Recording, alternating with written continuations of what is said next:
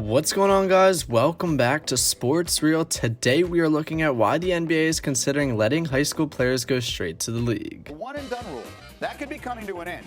Friday, the NBA sent teams a memo indicating that, quote, eligibility rules for the draft could shift by 2021. The NBA may be looking to get involved in high school basketball in an effort to improve the current path to the league, according to a report by ESPN's Brian Windhorst. According to the report, the NBA is considering ways to get involved with high school players and adjust the one-and-done rule, which requires players to have 1 year of experience between high school and the NBA. With several scandals rocking college basketball, including an FBI investigation into corruption in the college game, many feel it's time to tweak the rules about how players can enter the NBA. If you're good enough to play, then you should be in the NBA. Current NBA players support ending the one-and-done rule, and for a simple reason. If a player is ready to be in the NBA, he should be in the NBA. If you're good enough to play, then you should be in the NBA. Sixers guard J.J. Redick told Business Insider you should play. That's why I always argue there shouldn't be an age limit. Guys should be able to come out of high school and not have to spend a year in college. Redick isn't alone. Many other players have expressed similar sentiments. Redick's teammate Ben Simmons was a vocal critic of the NCAA and the one-and-done system while he was still in college at LSU. In a documentary titled One and Done, Simmons said his 1 year of college served a little purpose. The NCAA is really messed up. Everyone's making money except the players. We're the ones waking up early to be the best teams and do everything they want us to do, and then the players get nothing. They say education, but if I'm there for a year, I can't get much education. I'm at LSU because I kind of have to be there. I can't get a degree in 2 semesters, so it's kind of pointless. I feel like I'm wasting time. In late February, KD said players should be able to make their own decisions. You should let these kids make a decision however they want to, Durant said. If they want to come out of high school, it should be on them. You know what I mean? You can't control everything, so if they feel as though they're ready, that's on them. If they want to make a decision on their life, that's on them. If they don't get drafted, it's on them.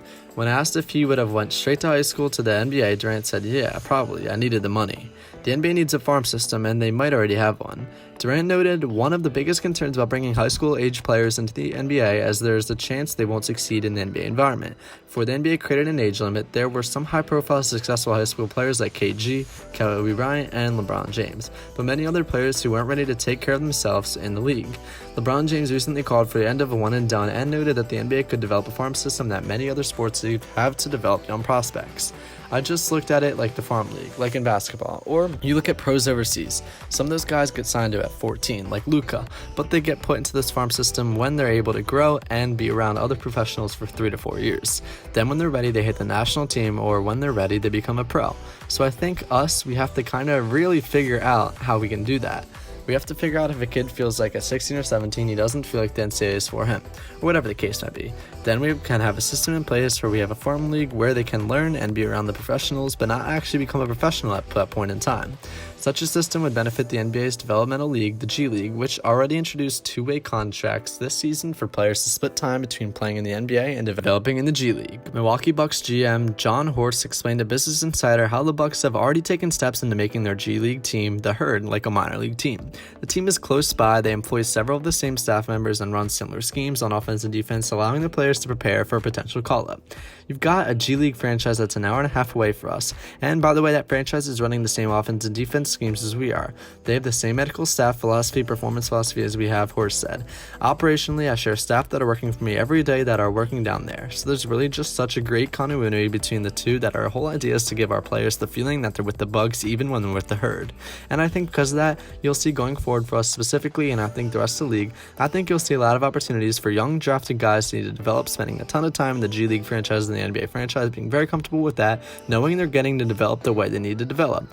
Windhorst reported that the NBA is still looking at how exactly they could best step into the high school game, considering several ideas while already eliminating some like academics to train the best high school prospect. It's a complex process, and it's unclear how quickly the NBA can reroute the path to the pros, but it's clear players have felt change is needed for some time, and the league may already have a viable plan to change the structure. Alright, so that's going to wrap it up for this episode of Sports Reel. Make sure you guys hit that like button, comment down below if you think the one and done rule should be eradicated, and I'll see you guys next video. Stay safe and have fun.